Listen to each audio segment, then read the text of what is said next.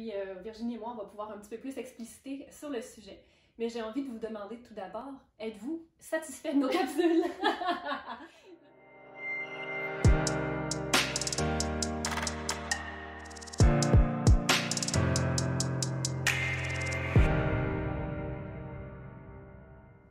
Bonjour, bienvenue dans une nouvelle vidéo. Aujourd'hui, on vous parle des 5 langages de l'amour. Donc, en fait, on a tous un certain réservoir interne d'affection ou d'amour. Et quand on a l'impression qu'il n'est pas rempli, ce que ça peut causer, en fait, c'est des petites tensions dans le couple ou un sentiment d'incompréhension mutuelle. Alors, il est super important de comprendre quelle façon nous fait sentir aimés et de quelle manière, en fait, nous aussi, on communique notre amour. Donc, quand le réservoir est un petit peu plus rempli, alors on crée une meilleure satisfaction de couple. Oui, tout à fait. Puis en même temps, mais ça permet d'augmenter notre tolérance à l'autre. Hein? Toutes les petites choses que l'autre peut faire, les petits défauts, les choses comme ça qui nous dérangent, quand notre réservoir d'affection est plus rempli, ces éléments-là sont plus facilement tolérables, causent moins de friction au sein du couple, comme tu l'as dit. À l'inverse, quand on sent que notre réservoir est plus vide, c'est là justement qu'on se rend compte qu'on est moins tolérant à tous ces éléments-là. Fait que ça nous donne un indice déjà là à savoir, oh, il me semble que je me sens plus intolérante, puis le fait que l'autre ramasse pas son sac dans l'entrée me dérange beaucoup plus qu'à l'habitude, peut-être que c'est un indice que ça fait longtemps que mon réservoir d'amour ou d'affection n'a pas été rempli. En fait, il y a Gary Chapman qui a élaboré 5 grandes catégories des langages d'amour. Et aujourd'hui, on va vous donner un petit peu quelques exemples et vous proposer un exercice en lien avec ça. Donc, il y a les paroles valorisantes, les touchés, les cadeaux, les services rendus et puis les moments de qualité. Donc, si on pense aux paroles valorisantes, on pourrait dire tous les mots qui sont dans l'encouragement, par exemple, même au niveau professionnel, d'être fier de l'autre, de lui dire « Wow, je suis vraiment fière de toi, de ce que tu as accompli ». Ça peut être aussi des paroles sur l'affection, sur les « je t'aime », les petits mots doux, tout ce qui va être un petit peu plus dans l'expression verbale, en fait, de notre amour, de notre affection, mais aussi dans la valorisation de l'humain avec qui on est.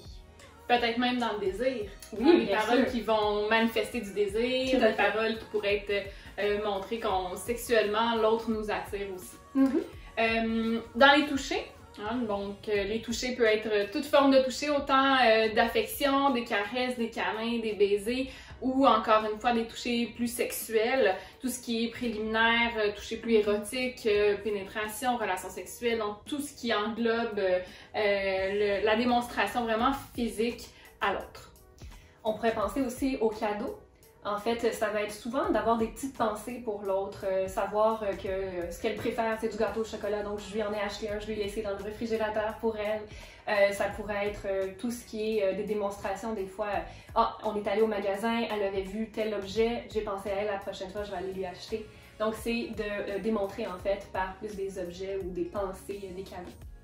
Oui, et les services rendus peuvent être à la fois, par exemple, accomplir une tâche pour l'autre parce qu'on sait que l'autre n'aime pas vider le lave-vaisselle, puis quand je vais le faire à sa place, comme ça, quand elle va arriver, elle n'aura pas besoin de le faire. Donc, toute tâche, ça peut être aussi d'être au-devant des besoins de l'autre, donc se dire, penser par exemple que l'hiver s'en vient, puis on a noté que ses gants sont troués, puis là, on tombe à la fois dans les cadeaux, mais aussi dans les services rendus, dans le sens où on va aussi aller au-devant de son besoin, puis lui permettre d'avoir des gants chauds pour se réchauffer au moment opportun.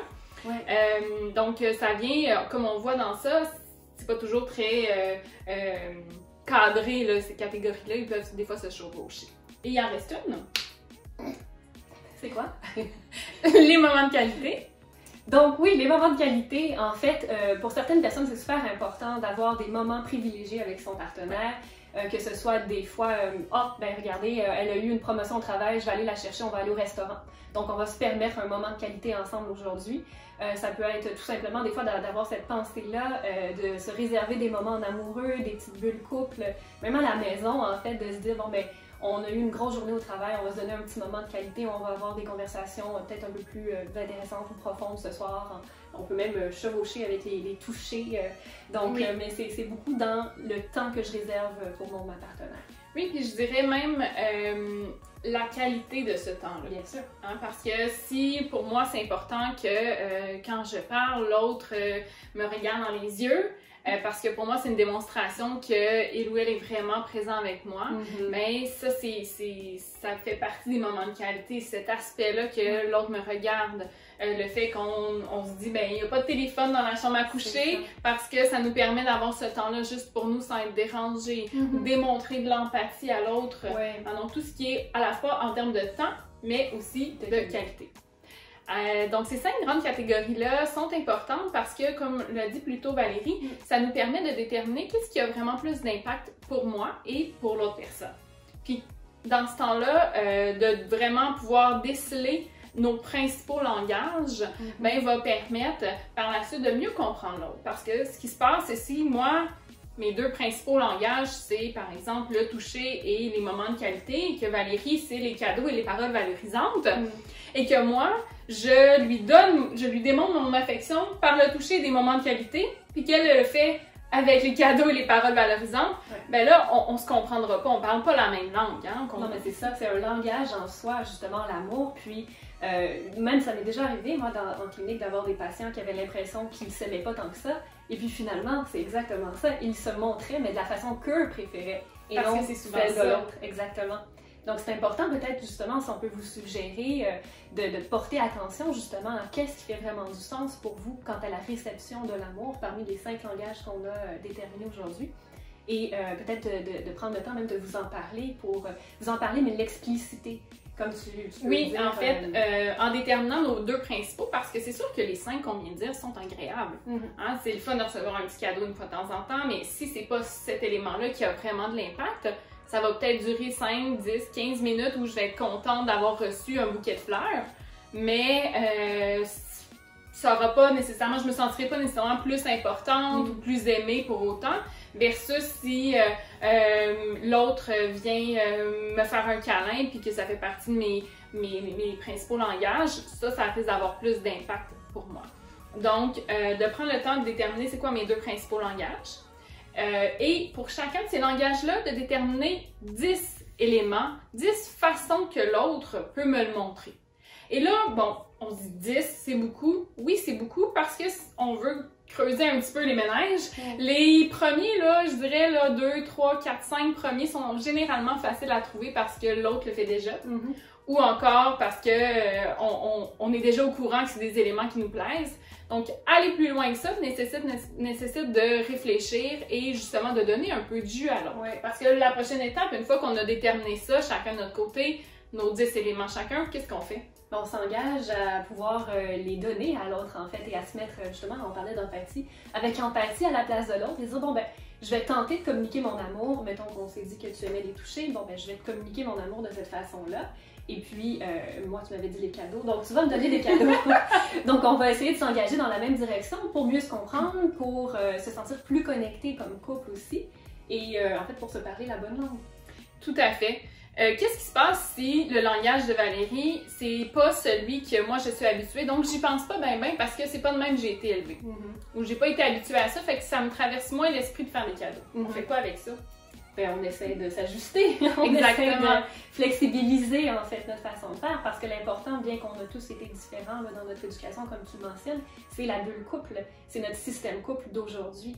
Donc si on veut que ça fonctionne, bien évidemment, on a toujours certains efforts ou ajustements à faire.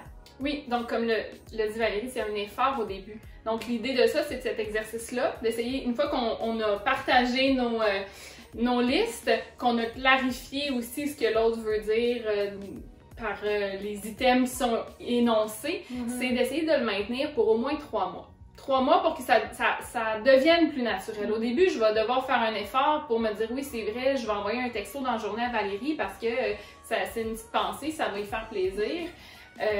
Même si pour moi, ça a moins d'impact. Mais à la longue, le but, c'est que ça devienne plus naturel entre les deux. Donc, on espère que vous avez apprécié cette capsule. Si c'est le cas, n'hésitez pas à faire un pouce en l'air ou à vous abonner si ce n'est pas déjà fait. Puis si vous avez des suggestions pour des futurs sujets, n'hésitez surtout pas à nous laisser des commentaires ou à nous écrire à 2sexologues@gmail.com. Merci! Oui, tout à fait. Donc, un premier exemple pour les paroles valorisantes, ça pourrait être quoi? T'es très jolie aujourd'hui, Virginie. Savais-tu que je t'aimais? Je t'aimais! Je t'aimais! Je t'aime encore!